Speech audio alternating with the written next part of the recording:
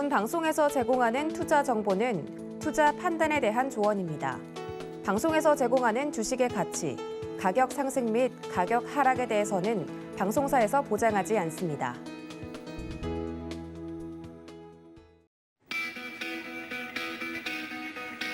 안녕하십니까. 고수익 작전 타임 진행의 도지은입니다. 우리 시장에서는 외국인들이 계속해서 빠져나가고 있는 모습입니다. 어제도 외국인들의 매도세에 양시장 파란불을 켜면서 마감이 됐는데요. 글로벌 이슈를 쭉 살펴보시면 어제 S-오일 같은 경우는 국내 시장에서 올랐지만 국제 유가는 또 큰 폭으로 간밤에 떨어졌다고 합니다. 뉴욕 증시에 커플링돼서 오늘 우리 시장은 또 오를 수 있을지 많은 분들이 궁금하실 텐데 그날 상황에 맞는 전략 오늘 장전에도 짜드릴 테니까 끝까지 저희와 함께해 주시기 바랍니다. 국제 유가와 더불어서 글로벌 이슈 체크해봐야 될 것 같은데요. 글로벌 시황센터 연결합니다. 안녕하세요. 캐스터 박재은입니다. 간밤에 나왔던 뉴스들 자세히 살펴보도록 할 텐데요. 간밤 뉴욕 증시는 상승하면서 마무리를 지었습니다. 경기 침체 우려에도 기술주의 투심이 살아나면서 영향을 준 것으로 보여지는데요. 자세한 흐름 살펴보도록 하겠습니다. 먼저 다우존스는 0.27% 강보합권으로 마무리 지었고요. 나스닥은 3대 지수 중에 가장 큰 폭으로 오르면서 1.31%대 상승세를 나타냈습니다. S&P 500은 0.71% 오른 4,575선으로 거래 마쳤습니다. 이어서 주요 기술주 흐름 살펴보도록 하겠습니다. 먼저 애플부터 체크를 해볼 텐데요. 최근 출시한 중저가 스마트폰이죠. 아이폰 SE의 생산을 줄인다는 보도가 나왔습니다. 이에 영향을 그래도 좀 많이 줄이면서 0.5% 오른 175달러 선으로 거래 마치는 모습이었습니다. 마이크로소프트는 2%대로 강한 상승 탄력을 나타냈고요. 구글의 모기업은 알파벳 A는 0.15% 조정받는 모습이 포착이 됐습니다. 이어서 살펴보도록 하겠습니다. 네, 먼저 아마존은 2.56%대 급등을 하면서 3,379달러 선으로 거래 마치는 모습이었고요. 테슬라가 무려 8%대 급등 양상을 펼치는 모습이었습니다. 2년 만에 주식 분할을 추진한다는 소식에 급등한 것으로 보여지고요. 1,091달러 선으로 거래 마쳤습니다. 엔비디아는 1.9% 오르면서 282달러 선으로 거래 마치는 모습이었습니다. 다음 장도 살펴보도록 하겠습니다. 네, 변동성 지수는 1월 14일 이래로 최저치로 마감을 하는 모습이었는데요. 5%대 빠지면서 19포인트 선으로 거래 마쳤습니다. WTI가 간밤에 급락세를 시연을 했죠. 코로나19 재확산으로 중국의 봉쇄가 펼쳐지면서 급락세를 시연한 것으로 보여지고 있습니다. 이어서 골드는 0.77% 밀리면서 마무리를 지었는데요. 달러와 강세로 인해서 하락으로 돌아선 것으로 평가되고 있습니다. 네, 이어서 특징주 흐름들 자세히 살펴보도록 하겠습니다. 먼저 간밤에 국제유가가 급락세를 시연을 하면서 에너지 섹터가 상승세를 보였는데요. 쉐브론은 1.75% 밀렸고 엑슨모빌은 2%대 하락, 헬스코퍼레이션은 1.5%대 하락세로 거래 마치는 모습이었습니다. 이어서 살펴보도록 하죠. 코인베이스 글로벌 살펴볼 텐데요. 7%대 급등 양상으로 마무리 지었습니다. 브라질 가상화폐 거래소의 모회사인 2TM을 인수하는 거래가 성사되기 직전이라는 기사가 나왔고요. 이에 따라서 움직이는 모습이 포착이 됐습니다. 다음은 AMC 엔터테인먼트 보겠습니다. 무려 44%나 급등 양상을 펼쳤는데요. 금과 은의 채굴 기업을 투자할 것이다 라고 소식이 들려왔고 영화관과 무관한 사업 투자가 이어질 것이다 라고 보여지고 있습니다. 이에 따라서 투심이 살아나는 모습이 포착이 됐습니다. 이어서 살펴보도록 하죠.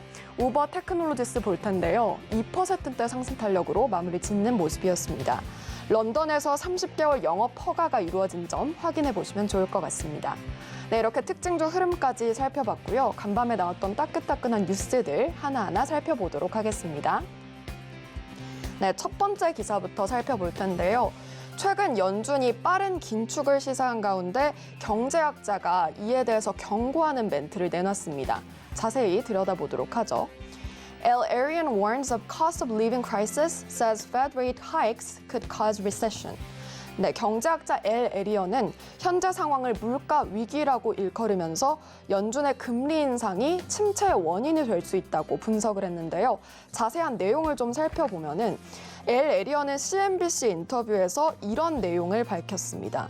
특히나 the bond market believes inflation is too high, the Fed is well behind the curve, and the Fed risks pushing the economy into recession as it tried to catch up 이라고 밝히면서 최근에 채권 시장은 인플레이션이 너무 높고 또 연준의 대처가 너무 늦으며 연준이 이를 따라잡으려 하면서 경제 침체를 부추길 위험이 있다라고 강조를 한 겁니다. 또 실제로 일부 지표가 경제 침체 위험이 커지고 있음을 시사하기도 하는데요. 일부 단기 국채 수익률이 장기 국채 수익률을 앞지르는 모습을 보였기 때문입니다. 예를 들어 3년물 국채 수익률은 월요일 장중 한때 10년물과 30년물 국채 수익률을 앞지르는 모습이 나타나기도 했죠. 하지만 좀 더 신뢰할 수 있는 지표는 10년물과 3개월물의 국채 수익률의 차이기 때문에 이 수익률 곡선이 서로 많이 떨어져 있는 상태라는 것은 체크해 보시면 좋을 것 같습니다. 그리고 이어서 엘 에리언은 강조한 내용이 있었는데요.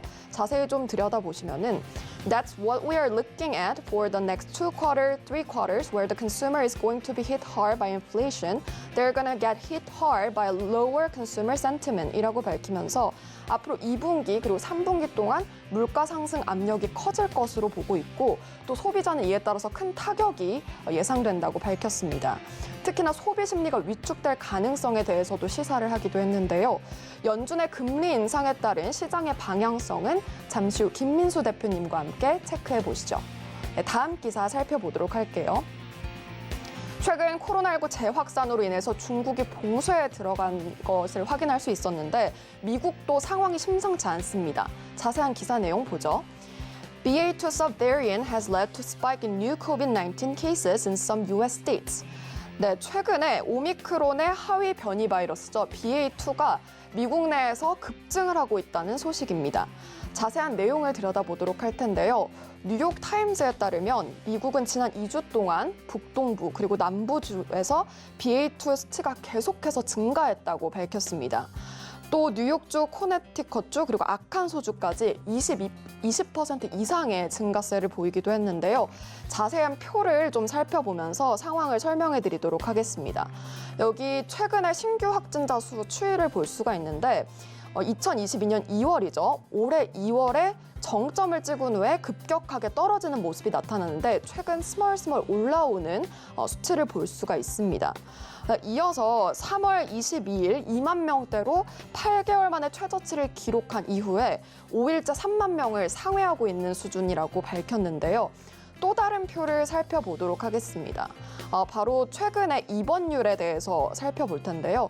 입원율이 역시 올해 2월에 정점을 찍고 급감하는 것을 확인을 할 수가 있습니다. 이 점은 굉장히 긍정적인데요. 최근 상대적으로 증시에 영향을 덜 줬던 코로나19 영향이 다시금 타격을 줄 수 있는 만큼 코로나19 상황은 계속해서 업데이트해드리도록 하겠습니다. 마지막 기사 살펴보도록 하죠. 최근 에너지 안보 위협이 지속되면서 신재생 에너지 투자 확대 가능성이 커지고 있는데요. 자세한 기사 내용 살펴보도록 하겠습니다. While green investments are underperforming, investors need to remain patient. 네, 최근에 친환경 주가는 주춤하고 있는데 투자자들이 인내심을 가질 필요가 있다는 전문가의 의견이 나왔습니다. 자세히 좀 살펴보면 ESG 펀드는 신규 자금이 2020년 511억 달러에서 작년 700억 달러로 급증을 했다고 하는데요. 하지만 지금 아직까지는 문제가 좀 많은 상황입니다. 바로 투자자들이 투자를 할 때 이익을 못 얻고 있기 때문인데요. 자세한 좀 내용을 들여다보도록 하겠습니다. 네, 먼저 가장 좀 들여다볼 점은 Although net flows into ESG designated funds remain positive so far this year, many ESG funds are already experiencing outflows year to date 이라고 밝히면서 올해 ESG 펀드의 전망은 긍정적이지만 많은 ESG 펀드들이 자금 유출을 겪고 있다고 강조를 했습니다. 하지만 또 하나 살펴볼 부분이 있는데요. 바로 이런 내용이 나왔습니다. Long-term ESG investors have many reasons to be optimistic about the future라고 밝히면서 장기적인 ESG 투자자들은 앞으로 낙관해야 될 미래가 펼쳐져 있다라고 강조를 한 겁니다. 그리고 최근에 기후변화에 큰 초점이 되면서 많은 대기업들이 지구온난화에 대처하기 위해서 많은 대책을 펼쳐놓고 있는 점이 좀 원인이 될 것 같은데요. 앞으로 친환경주 관련해서 관심이 좀 커질 것으로 보여지는 만큼 자세한 투자 포인트 김민수 대표님께서 체크해드리도록 하겠습니다. 지금까지 외신까지 살펴봤습니다. 네, WTI 가격이 또 하락했고 테슬라 같은 경우는 주식 분할 이슈가 있는 만큼 간밤에 쏟아졌던 글로벌 이슈들까지 모두 체크를 하고 왔습니다. 여기에 더해서 저희가 어떤 전략을 짜보면 좋을지 첫 번째 코너에서 바로 전문가님과 연결해 보도록 하겠습니다. 레몬리서치 김민수 대표 연결되어 있습니다. 대표님 안녕하십니까? 네, 안녕하십니까. 네, 반갑습니다. 첫 번째 이슈부터 바로 좀 넘어가 보도록 할 텐데요. 관련돼서 여러 가지 이슈들이 나오고 있지만 이번 주가 좀 바쁜 이유가 여러 중요한 경제 지표가 좀 예정이 되어 있는데 이 지표들의 결과에 따라서 5월 FOMC 회의 결과가 좀 어떻게 흘러갈지 투자자들이 미리 좀 가늠해 볼 수 있을 것 같아서 저희가 이번 주 좀 마음이 바쁘다 이렇게 설명을 할 수 있을 것 같은데요. 특히 FOMC 연준이 좀 강한 확신을 가지고 있었던 게 고용 지표랑 그리고 개인 소비 지출 데이터 관련돼서 좀 눈여겨보고 있을 텐데 JP모건 같은 경우는 그렇게 인플레이션 영향이 크지 않을 것이다. 연준이 원하는 방향으로 갈 것이다. 이런 이야기도 있고 반면 이런 소비 지표가 나쁘게 나올 경우 오히려 더 안 좋은 쪽으로 갈 수 있다는 일각의 의견도 있습니다만 대표님 어떤 시나리오를 저희가 좀 짜보는 게 좋을까요? 네, 시나리오를 짠다고 해서 맞을 가능성도 떨어지고요.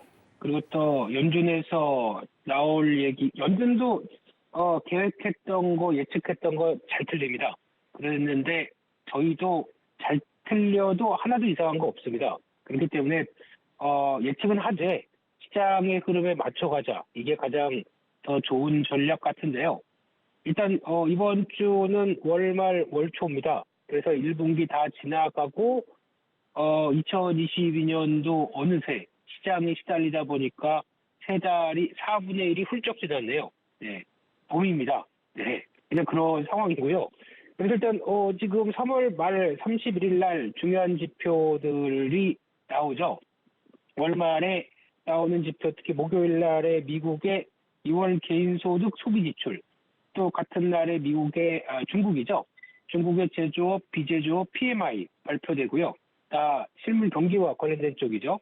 그리고 또 4월 1일 금요일 날은 미국에서 ISM 제조업 지수와 또 제조업 PMI 지표들 나올 것이고 거기다가 바로 1일이 금요일이다 보니까 1일인데 만우절이네요. 네, 근데 금요일 날 바로 또 중요한 지표들 고용동향 보고서까지 나오는 흐름들이고요. 이런 쪽을 봤었을 때 일단 확인해야 될 게 이 소비 지출이라고 하는 PC 지표들은 당연히 지금 같은 상황 속에서 고공 행진을 할 걸로 보여지고 있고요.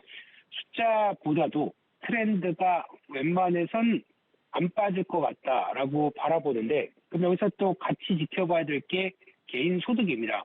즉 개인 소득은 주는데 소비 PC 지표만 늘어난다. 그러면 인플레이션 압력에서 개인은 상당히 위축되는 그 흐름들이 나오겠죠. 그나마 인플레이션, 그러니까 물가가 다 올라가는데 내 지갑에 버는 돈이 이거밖에 안 되고 그럼 쓸 거는 더 늘어났고 그러면 더 소비 심리가 확 줄어들게 되겠죠.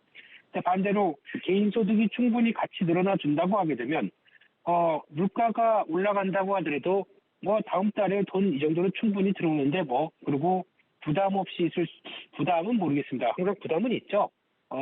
마트 가보게 되면 물가 올라간 걸 실감하다 보니까요. 그래서 그런 걸 봤을 때 개인소득도 같이 늘어야 가장 좋은 지표라고 봐야 될 것 같고요. 그래서 이런 쪽도 특히 소비지출 관련된 PC 지표는 연준이 계속 확인하게 있기 때문에 체크를 할 필요가 있을 것 같고요. 그 밖에 또 제조업 관련된 지표들을 보게 되면 인플레이션 압력에 따라서 국내 기업들도 마찬가지겠지만 해외 기업들도 상당히 고전을 했을 걸로 보여지고 있고 그의 총합인 제조업 PMI나 또 서비스업 관련된 쪽도 그렇게 썩 좋지 않을 것이다 라고 보게 되면 이런 부분들도 약간 부담으로 가져가지만 그래도 고용은 미국에서는 양호하다고 얘기를 하고 있죠. 지금 연준이 강하게 인플레이션 파이터로 들어서기 시작한 첫 번째 단서가 미국 경기는 강하다. 미국 경기는 괜찮다라는 쪽인데 그게 고용과 관련된 쪽에 대해서 변화가 들어오는 상황이라고 봐야 될 것 같고요. 근데 또 요즘은 그런 얘기 많이 하죠. 장단기 금리차가 이렇게 확 축소돼 있는데 무슨 경기냐? 경기 관련된 얘기는 하지도 마라. 잘못하게 되면 물가가 올라가서 어떤 경기가 부진하게 되는 스태그플레이션에 대한 위협도 큰데 이런 때 경기 얘기를 할 수 있겠느냐? 이런 얘기도 하기는 하는데요. 그럼에도 불구하고 이 장단기 금리 차를 잘 보시게 되면 과거 같은 경우는 단기와 장기 금리 쪽에서 장기 금리가 하락하다 보니까 장기 금리가 역전되는, 그러니까 이게 좁혀지는. 그러면 장기 금리가 하락한다는 얘기는 경기에 대해서 불확실성이 크다라고 하는 약간 어떻게 보면은 좀 경기 침체 시그널이 나올 수 있었습니다. 근데 이번은 장단기 금리 차가 하락하는데 폭이 축소가 되는데 가장 중요한 게 단기 금리가 튀어 올라서 그런 거죠. 그렇게 되면은 장기 금리도 같이 오르긴 오르는데 단기 금리가 더 많이 올라서 튄다. 이 부분은 경기에 대한 부분의 흐름보다는 아무래도 연준이 금리를 인상한다. 그리고 또 50bp나 또 생각보다 스텝이 빨라질 수 있기 때문에 나온다라고 하게 되면 이 부분에 대해서 반응했었을 때 경기와 밀접한 관계는 연결시키면서 앞으로 6개월 내, 12개월 내 경기 침체 온다. 이렇게 해석하기는 좀 힘들 수도 있다고 생각이 듭니다. 그래서 이런 부분들도 한 번쯤 염두를 하셨으면 좋겠고요. 그래서 결론은 지금 나오고 있는 물가 상승률만 보게 되면 당연히 연준이 움직여야 됩니다. 인플레이션 파이터 입장 쪽으로는 나올 걸로 보여지고 있고요. 그래서 5월 달에 FOMC 때는 아마 개인적으로도 여기서 더 크게 어떤 지정학적 리스크나 아니면 유가가 변화가 없다고 하게 되면 50bp의 빅스텝은 나올 수 있겠다라는 관점 쪽에서 감안을 하고 전략을 짜시는 게 좋을 것 같고요. 그렇게 되면은 지금 중요한 거는 그렇다고 하더라도 이게 인플레이션 압력들이 상반기가 정점, 하반기에 좀 완화된 모습들로 나오기 시작한다. 그러면은 당연히 연준의 입장도 금리를 계속 강화시키는 게 아니라 한 25bp 정도나 속도를 조절할 가능성은 있겠죠. 이런 쪽에서 아마 이런 금리를 어느 정도 초반에는 물가를 잡기 위해 올려도 경기가 꾸준하게 이를 감내할 만한 조건 쪽으로 돌아서기 시작한다라고 하게 되면 금리 인상이 주가를 또 끌어올리는 또 하나의 단계가 되겠죠. 그런 흐름들의 변화가 나온지도 계속 체크해보자. 이렇게 말씀드리겠습니다. 네, 이게 김민수 대표님께서 이야기를 해주신 것처럼 1대1로 상응해서 이게 오르니 나머지가 잡히고 이렇게 굉장히 깔끔하게 정리되는 것들이 아니기 때문에 그때그때마다 시장의 움직임을 보고 전략을 짜는 것이 좋겠다라고 이야기를 해드렸는데요. 말씀해 주신 것처럼 장단기 금리 차나 여러 가지 여전히 시장에 부담을 주는 요소들이 많이 남아 있습니다. 관련돼서 연준의 움직임을 우리 투자자분들이 잘 체크해 보시고 거기에 따른 전략을 잘 대응해 보시기를 바랍니다. 첫 번째 이슈는 여기서 좀 마무리를 하고요. 두 번째 이슈로 넘어가 보도록 하겠습니다. 국제 유가 이야기도 아까 저희가 이야기를 나눴는데 많이 떨어지긴 했지만 그래도 $100 이상에서 여전히 움직이고 있는 상황입니다. 여기다가 전쟁도 장기화되고 있기 때문에 이제는 석유나 이런 쪽에 너무 의존도가 높으니 신재생 쪽으로 옮겨가자라는 이야기가 나오고 있는데 그것도 그렇게 마음만큼 쉽지 않다는 이야기들이 계속 나오고 있습니다. 신재생 에너지로 넘어가려면 거기에 따른 인프라 투자나 설비가 갖춰져 있어야 되는데 그걸 짓는 와중에 지금 석유 가격이 폭등하고 있어서 쉽지 않다라는 이야기가 나오고 있는데요. 대표님, 이 이슈는 저희가 어떻게 해석하면 좋을까요? 네, 마음이 급해졌습니다. 유럽을 비롯해서 글로벌 각국들이 이번 우크라이나 사태를 보면서 어디다가 에너지를 의존하게 되면 결국에는 이런 참혹한 결과가 올 수도 있겠구나. 이걸 다 잘못하게 되면 우리가 뒤집어 쓰겠구나라고 하는 이 에너지와 관련된 자립, 이 독립에 대해서 이제 많은 국가들이 생각을 하고 박차를 가할 걸로 보여지고 있습니다. 그러다 보니까 대표적으로 유럽 같은 경우도 이런 에너지 독립을 위한 플랜을 선언을 하고 이제 좀 더 국비를 당길 걸로 보여지고 있는데 그중에 하나가 신재생 에너지죠. 근데 이쪽에 신재생 에너지 효율을 끌어올리려고 그리고 더 많이 설치하고 앞으로 강화시키겠다라고는 하는데 신재생 에너지의 한계가 있죠. 가장 신재생 에너지를 많이 설치해서 그러면 태양광도 쫙 깔고 풍력도 해안가 근처에 쫙 깔고 또 여러 가지 신재생 에너지를 한다고 하더라도 조건이 바람이 많이 불든가 해가 쨍쨍 뜨든가, 그러니까 바람이 많이 불면서 해가 쨍쨍 떠야 되는 이런 완벽한 조건을 갖추기가 지중해인가요? 예, 지중해 쪽의 날씨면 또 혹시나 모르겠지만 산들바람 정도로 그 큰 블레이드가 움직이지 않죠. 근데 폭풍이 치면 안 됩니다. 넘어가 버립니다. 그러다 보니까 적당하게 이어지는 바람, 그리고 날씨의 3분의 2는 그래도 따뜻한 태양이 쬐이 내리쬐는 날씨, 이런 걸 생각했을 때 모르겠습니다. 신재생 에너지가 효율을 저희가 생각하는 것처럼 완벽한 기상과 함께 끌어낼 수 있겠다. 이 부분은 좀 어렵겠죠. 그런데 또 여기다가 신재생 에너지를 위해서 만들려고 하는 여러 가지 태양광도 쉽게 말씀드리면 판넬 밑에 철강으로 구조물이 설치되어야 될 것 같고요.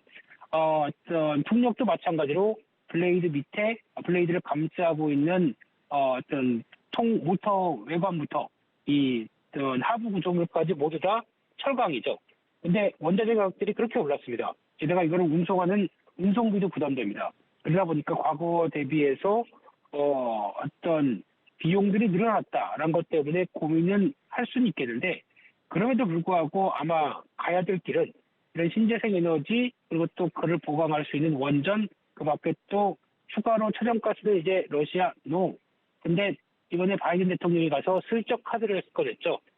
자네 우리 가스 한번 써볼 텐가? 라고 하면서 쓱 건네기 시작하죠. 그러다 보니까 이 LNG에 대한 흐름들은 이제 미국 쪽으로 바뀌어지면서 그거를 누가 운반하느냐? 예, 한국의 조선사들이죠. 그러니까 조선 만든 배들이죠. 그렇기 때문에 어떤 VLCC급의 어떤 그 유조선이긴 한데 이제 가스선 쪽의 변화도 앞으로 기대가 되겠다라고 하게 되면 이런 쪽도 체크를 해야 될 것 같고요. 제가 또 미국에서 BBB 법안이 이번에 조만침 선생님이 아니죠. 상원 의원이 어떤 변화가 나오기 시작하면서 수정된 BBB 법안이 통과가 된다라고 하게 되면 미국에서도 이제 전기차에 대한 보조금을 충분히 줄 수 있기 때문에 어떤 이런 관련된 트리거가 좀 더 커질 수 있겠다라는 쪽도 눈여겨볼 수 있고요. 따라서 결론적으로는 중기적으로는 정책이 강화될 것 같습니다. 비용이 늘어난다고 하더라도 충분히 이를 감안을 하고, 그래도 단기적인 비용 늘어나는 것보다 중장기적인 플랜이 먼저죠. 그렇기 때문에 어떤 정책은 강화될 것 같고, 게다가 원전도 무시 못할 것 같다라는 쪽에서 원전 관련해서 체크를 해야 되는데, 그중에서 또 조선사들이 할 수 있는 국내 입장 쪽으로 보게 되면 조선주도 계속 관심 있게 보자, 이렇게 말씀드리겠습니다. 네, 두 번째 이슈와 관련돼서 신재생 에너지를 포함한 관련된 종목들에 대해서 어떻게 조금 접근하면 좋을지 저희 김민수 대표님께서 정리를 굉장히 잘 해주셨습니다. 이 점까지 여러분들 체크를 해보시면서 관련된 이슈까지 따라가시면 좋을 것 같아요. 관련돼서 그러면 대표님 오늘장 전략에 대해서는 어떻게 짜가면 좋을까요? 앞서서 말씀해 주신 것처럼 이제 시장의 움직임을 좀 보고 거기에 따른 전략을 그때그때 유동적으로 짜자고 말씀을 해드렸는데, 오늘 시장은 어떻게 보는 게 좋겠습니까? 네, 오늘 시장은 이제 미국이 또 올랐기 때문에 이제 우리도 좀 어떤 지수가 좀 탄력 받지 않나라는 쪽으로 보는데, 항상 얘기가 나오는 거지만 지금 지수가 움직이기 위해서는 삼성전자가 강해야 되는데 삼성전자 요즘 영 시원치가 않습니다. 나오는 얘기로 메모리 반도체 좀 많이 뒤로 후퇴할 것이다. 게다가 또 비메모리 반도체에서 여러 가지 수율이 안 나온다, 이런 쪽으로 보게 되면 삼성전자 빼고 나머지가 가는 장세. 그러다 보니까 종목 장세의 변화가 이렇게 나온다라고 보시는 게 더 맞다고 생각이 들고 있고요.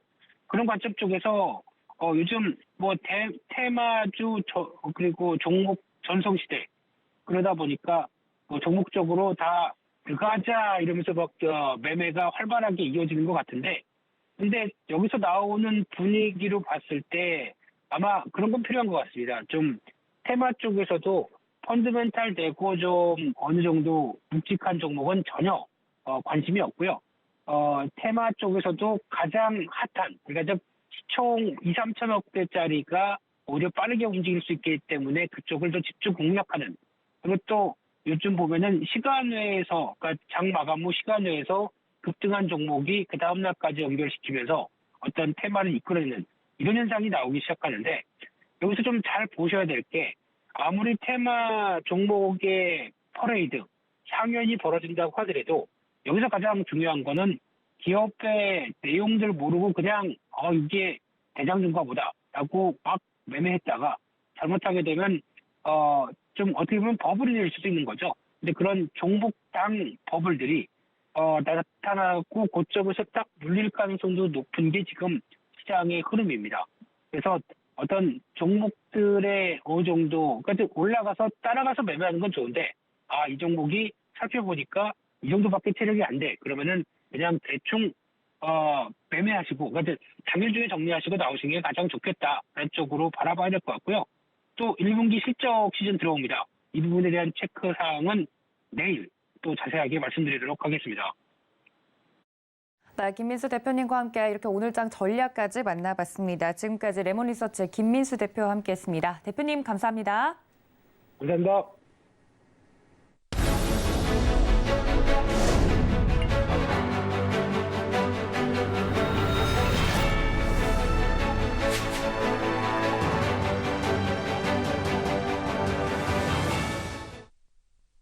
네, 월가 트레이더 버니의 미국 주식 시간입니다. 앞서서 말씀을 해주신 것처럼 이 연준이 5월 FOMC 회의 결과에서 조금 더 빅스텝, 강한 금리 인상을 시사한 바가 있기 때문에 거기에 따라서 채권 시장은 30년 만에 깊은 침체에 빠졌다라는 내용이 나오고 있습니다. 이 부분에 대해서 자세하게 월스트리트에 지금 계시는 버니 씨께서 설명을 좀 해주신다고 하니까 이 부분을 바로 들어보도록 하겠습니다.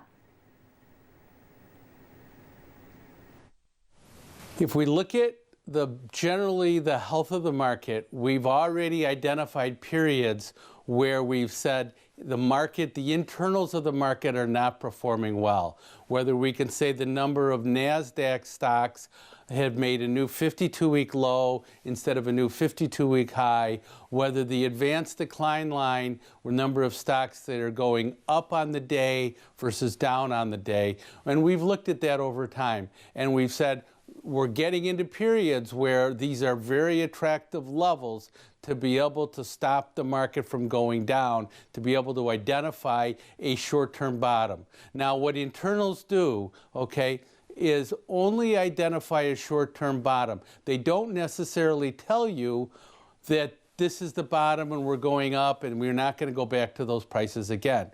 So you need to put together more information to be able to identify those. But let's look at what's going on right now, because what's going on right now, we've got a few things going on. We've got interest rates going higher, okay, and we've got the Russia-Ukraine conflict that is basically concerning the world in terms of whether Europe gets enough energy supplies, whether it's fair to take over an independent country, that sort of thing. What's the negative potential downside? Ukraine exports 20% of the world's corn and 30% of the world's wheat. So when we think about this, are we concerned about Russia? What does that do? Is that going to slow down the global economy or not? Well, let's get past that and just look at the internals right now. Let's review where we've been in terms of when we identified that there was a exhaustion, too much selling at the end of January. And we could see when we look at this chart right here, when we bottomed, 78% of the NASDAQ stocks were going down. 1,790 of those NASDAQ stocks were making new lows. That's substantial because there's only 2,500 of those stocks, and some of them are in energies and some of them are in banking that'll be a beneficiary of higher interest rates, a beneficiary of higher crude oil prices. So 1,790 stocks making new 52-week lows was a terrible number. And we can see down here that this was a bottom. We bounced off of that fairly substantially, a little over 10% bounce off that bottom quickly, and then we've been back down here again. Now this number just is right before Russia has invaded Ukraine. And we'll talk about that in a minute in terms of identifying opportunities for buying when it comes into a global conflict. But we're back down into those same levels in terms of advances versus declining volume. How many stocks are going up versus how many stocks are going down. So when we look at that, we can see that this is an opportunity here. Let's look at the next chart. Now, what we do here is we've looked at new highs, new lows. And we can see, again, as we went up and we talked about this at the fourth quarter, how the market was eroding. We were making much less new highs, yet the market was at a new high. So we were all led by the biggest of the big stocks. Now, we had an exhaustion problem down here, and this is that 1,790 stocks making new 52-week lows. We've bounced up, and now even though we're down to that same price, not all the stocks are making new 52-week lows. So there is some positivity going on down here, even though we're at lower prices. This was an exhaustion gap where we were able to define great buying opportunities in general. We are now back at that place, and what the market is saying is not all stocks are in bad shape in terms of we're not all going down and making new 52-week lows. That's a positive sign. Again, these are all short-term thoughts. Short-term meaning 3 to 6 months. When we think about the health of the market, let's think about all these ETFs, exchange-traded funds that we can buy that can give us a replication. We can buy an exchange-traded fund that allow us to be able to be long the S&P 500 index. We can buy an exchange-traded funds that allow us to participate in the decline. In other words, it's a negative ETF in terms of it does better as the market does worse. So you can buy inverse ETFs or you can buy positive ETFs. Now, what we also want to look at is and all these ETFs are basically, you can buy them on margin, so you can buy them on leverage. So you, just like a stock, you don't have to put up all your money. So we want to think about, there are ETFs that say, I'll give you twice as much exposure if you buy my ETF. If the market goes up, I'll go up twice as fast. Well, also, if the market goes down, it'll go down twice as fast. So all you're doing is adding leverage on. So let's think about the leverage of the ETFs that are on the long side of the market and the leverage of the ETFs that are on the short side of the market, and look at what happens. So going into the end of last year, we were 6-to-1 buying more leveraged long ETFs than leveraged short ETFs. And that was the biggest area we've been at in terms of the red line for the last 15 years. So we were really getting over-enthused. And we were getting over-enthused by concentrating all that activity in some of the best stocks, because when we looked at the new highs, new lows, and we saw that going down, and we look at the advanced decline, and we saw that going down, there were so many smaller and mid-sized companies that were not making new highs, and in fact, actually were making new 52-week lows. Yet at the same time, you've got all this activity where people are buying all these leveraged longs, and that was dangerous. So now what we've gone down to is we've gone down to the level down here where we're very close to a bottom. And if we look at this chart, we can identify times when the market hits these lower levels where we actually do better. So I think this is a positive sign for the market. A lot of that froth that we had in late 2021 is already being taken out. And we can see that through things like this, analysis like this. Let's look at the next chart. When we think about the market right now, we hear people saying energy is a great place to be. We want to have our exposure in the financial sector, and my God, we don't want to be in technology because all the high growth stocks are not interesting to us. We don't think they're going to go and outperform. Well, I think we got to be careful with that thought process. I think that you always look to buy the high growth stocks if you want to be able to participate. And most of the time, when the market truly rallies, it's the growth stocks that are driving our market. And that's why NASDAQ, which has much more growth stocks in there than the S&P and the Dow Jones Industrial Average, that's why the NASDAQ outperforms on both sides. When the market goes up, it outperforms much more. When the market goes down, they really hit the growth stocks. Well, when we look at on this, okay, and we can identify the allocation to technology, okay, in terms of overall market, we can identify periods here where we allocate very little to technology. Now, we have to go back and think about this, okay? How much has technology changed since 2000, and how important is the growth in technology now? In 2006, 7, 8, when we got the iPhones, for example, and all that, technology was becoming so much more important. We could build out these apps, we could do things that we were never able to do before. Now we have cloud-based networking. We're in that period again where we can identify that there is going to be great technology going forward for us in terms of where we're going to go technology-wise over the next 3 to 5 years. And what we have right here is, again, we have a low allocation to technology. And I think when we think about that and we think about this technology and are these stocks attractive to buy, and we realize where we are, we can identify that there currently right now are some great values in this technology, in this high growth space. I know that space is out of favor right now, but when the markets rally a lot, you have to be in that space to be able to outperform the S&P. 네, 버니의 미국 주식 같은 경우는 서울경제TV 유튜브 채널에서 다시 보실 수 있고요. 지금 현재 하단에 나가고 있는 노란톡 통해서도 함께 만나보실 수 있다는 점까지 전달해 드리도록 하겠습니다.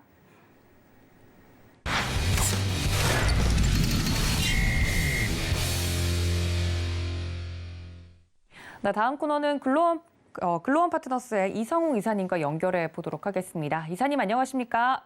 네, 안녕하세요. 네, 반갑습니다. 첫 번째 국내 이슈 좀 다뤄보도록 하겠습니다. 관련돼서 최근에 우리 시장의 좀 움직임들을 보면 테마분들이 좀 빠르게 변화하는 것을 볼 수가 있는데 어제만 하더라도 S-오일 같은 종목들이 급등하는 한편 매일매일 테마가 좀 빠르게 순환되고 있는데 주도주는 없어 보이는 모습이거든요. 이런 시장 속에서 오늘 좀 볼만한 업종이나 이슈가 있다면 어느 쪽을 좀 봐야 될까요? 네, 말씀해 주신 것처럼 최근에 장중에 테마주의 변동성이 상당히 확대가 되는 모습입니다. 업종이나 종목별 구는 나눠보면 소형주가 특히 강세를 나타내는 모습이고요. 이게 아무래도 정부 정책과 결부해서 관련된 업종들, 과학 IT 쪽이라든지 아니면 기존에 움직였던 소형 건설이라든지 원전, 그다음에 파생되어서 곡물 같은 경우는 이제 러시아 우크라이나가 지속되면서 이러한 부분에서 대형주분이 움직이기보다는 테마성을 띠고 있는 소형주들이 움직이는 경향이 있고 장중의 변동성이 커서 이게 아주 타이밍을 잘 잡아서 매수하지 않으면 되려 큰 손실로 돌아올 수 있는 구간이 많이 발생하는 걸 특히 어제 시장에서 볼 수 있었습니다. 그러다 보니까 현재 시점에는 테마도 새로운 테마가 있으면은 충분히 접근을 할 수 있는데 아주 신선하거나 새로운 테마는 없고 계속 순환적으로 반복해서 움직이는 모습 저희가 알 수가 있거든요. 근데 지금 시장에서 소외가 돼 있는 게 대형주군이라든지 테마와 연동된 실질적으로 실적이 발생을 하거나 그러한 산업 안에서 직접 성장이 나타날 수 있는 종목들이 되려 소외를 받고 있는 상황입니다. 그렇다 보니까 현재 구간에서는 시장의 키가 될 수 있는 대형주군의 업종 파악이 선행이 돼야 할 것으로 보이고요. 추가적으로 연속적으로 실적이라든지 이런 부분에서 기여가 될 수 있는 그러한 업종의 파악이 중요한 구간으로 보입니다.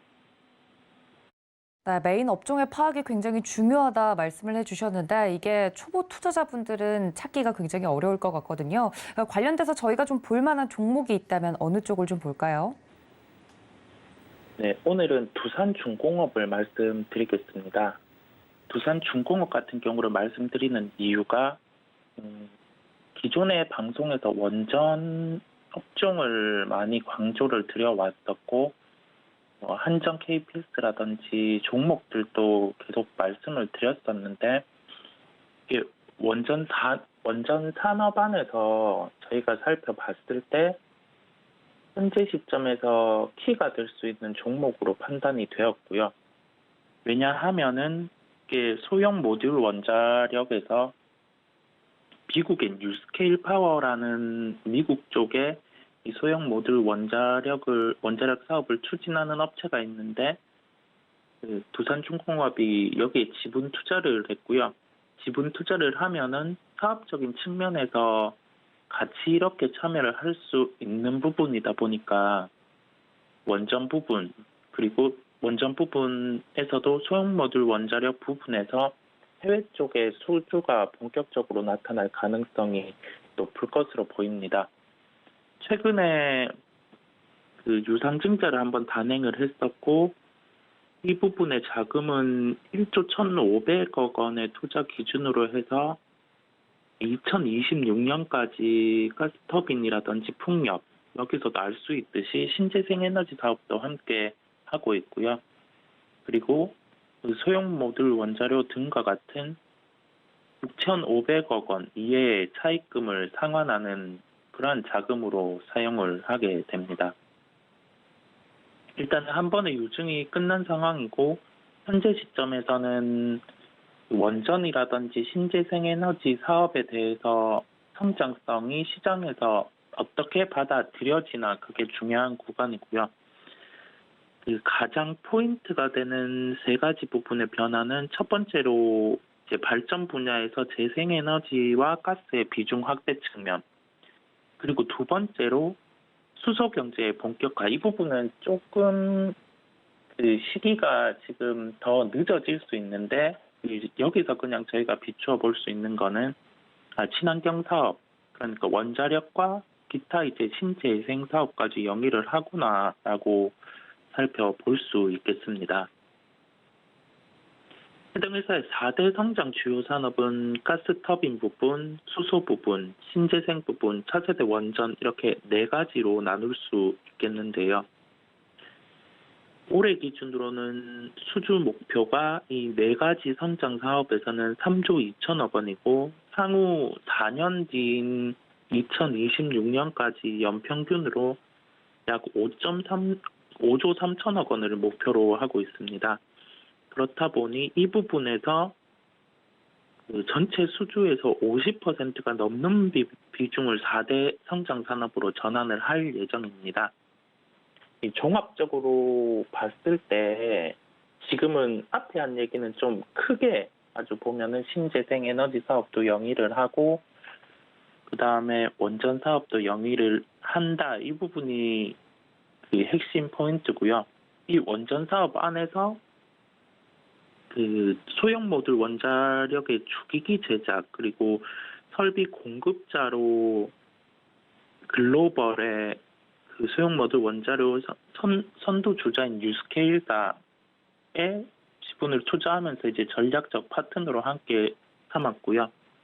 그렇다 보니까 이 부분에서 뉴스케일사가 소형 모듈 원자료의 수주를 따내게 되면은 이 부분에서 이제 같이 특정 부분의 수주를 함께 그렇게 사업에 들어가게 되는 구조가 되게 됩니다. 그렇다 보니까 이 부분에서 그 현재 우리나라의 원전 업종 내의 종목들, 뭐 소형주라든지 그게 테마로 우선적으로 주가가 크게 움직였고 추가적으로 뭐 한전산업이라든지 한전 KPS 같은 경우 그리고 한전기술 같은 경우도 함께 이렇게 주가가 움직인 상황입니다. 기존의 원전 기술 부분이라든지 그 부분에서는 한전그룹에 있는 기업들도 좋지만 이제 소형 모듈 원자로 쪽으로 봤을 때는 두산중공업이 스타로 떠오를 가능성이 있기 때문에, 그리고 증자도 거친 상황이라서 추가적으로 자금 이슈의 발생 가능성도 낮은 상황이다 보니까 단순히 두산중공업 같은 경우는 되게 어려운 주식이고 증자를 빈번하게 한다 이렇게 해서 등한시하기보다 시장에서 원전 업종에 대한 주목이 많이 나오고 있는 상황에서 소형 모듈 원자로의 그 수주라든지 그게 증가를 할 때 실적과 연동될 수 있는 종목이기 때문에 저희가 두산중공업을 관심을 가져야 한다고 오늘 말씀드렸습니다. 네, 개인적으로 이사님 이건 제가 궁금한 건데요. 두산중공업이 최근에 좀 급등했기 때문에 부담스럽게 가격이 좀 느껴지는 투자자분들이 있을 수 있을 것 같습니다. 가격선에 대해서는 어떻게 생각하시나요? 네, 아무래도 두산중공업 같은 경우도 증자가 마무리되고 그다음에 시장 일각에서는 이제 원전과 복합된 그리고 신재생에너지와 관련된 부분이기에 주가 반영을 해오는 상황이고요. 가격적인 측면에서 놓고 본다면 성장 대비해서는 아직 덜 오른 측면이 있는데 저희가 2월 15일 15,200원 비교해서는 그래도 현재 구간 21,900원 상대적으로는 가격이 올라 있는 상황이거든요. 그렇다 보니까 현재 구간 같은 경우는 1차적으로 기업을 판단할 때 현재 주가에서 더욱 성장을 할 수 있는지, 이 성장 같은 경우는 실적 예상치라든지 아니면은 향후의 사업의 성장성을 지금 가치에 반영을 해 본다든지 했을 때 추가적인 상승이 충분히 위로는 더 있는 구간이고요. 근데 두 번째로 저희가 바닥에서 상승을 했을 땐 부작정이게 기업이 좋다고 해서 계속 상승은 하지 않기 때문에 매수의 타이밍을 잘 잡는 게 중요한 게 포인트겠습니다. 현재 구간에서는 분할 매수 구간으로 대응을 하시는 게 낫고요. 23,900원까지 3월 14일에 상승을 했다가 현재는 가격 조정과 기간 조정까지 같이 수반을 하고 있는 구간입니다. 즉 가격적으로도 조정이 가능하고 기간적으로도 단순히 V자 반등이 아니라 며칠의 텀을 두고 주가가 큰 변동성보다는 상승과 하락을 반복하는 구간이 있을 수 있는데요. 그렇다 보니까 현재 시점에서는 21,500원 이하에서 분할로 접근이 가능하고 비중을 크게 늘릴 수 있는 구간은 2만 원 초반으로 대응을 하시면 되겠습니다.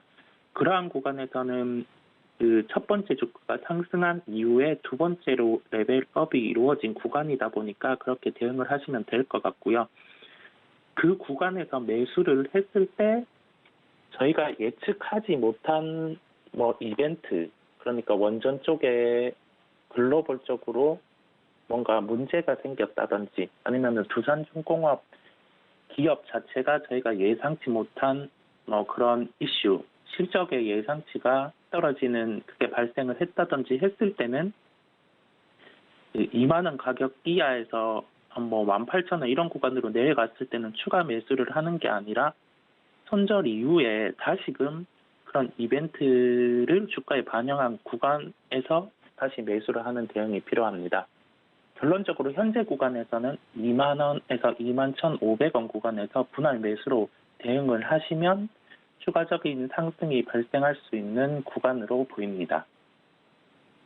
네, 이렇게 첫 번째 종목인 두산중공업까지 이야기를 나눠봤습니다. 이후에 좀 남아있는 이슈가 있는데 시간 관계상 저희가 다 다루진 못할 것 같습니다. 이사님과 함께 내일도 관련돼서 그 이후에도 이번 주 내내 관련된 특징주들은 설명을 드릴 테니까 너무 아쉬워하지 마시고 끝까지 고수익 작전 타임 함께해 주시면 감사하겠습니다. 지금까지 글로원 파트너스 이성웅 이사님과 함께했습니다. 이사님 감사합니다.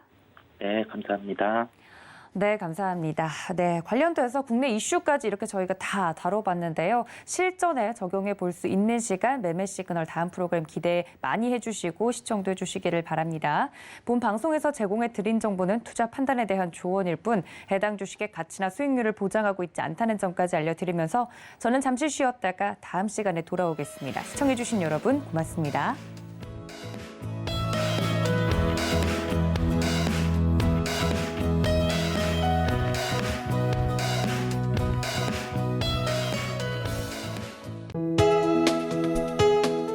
본 방송에서 제공하는 투자 정보는 투자 판단에 대한 조언입니다. 방송에서 제공하는 주식의 가치, 가격 상승 및 가격 하락에 대해서는 방송사에서 보장하지 않습니다.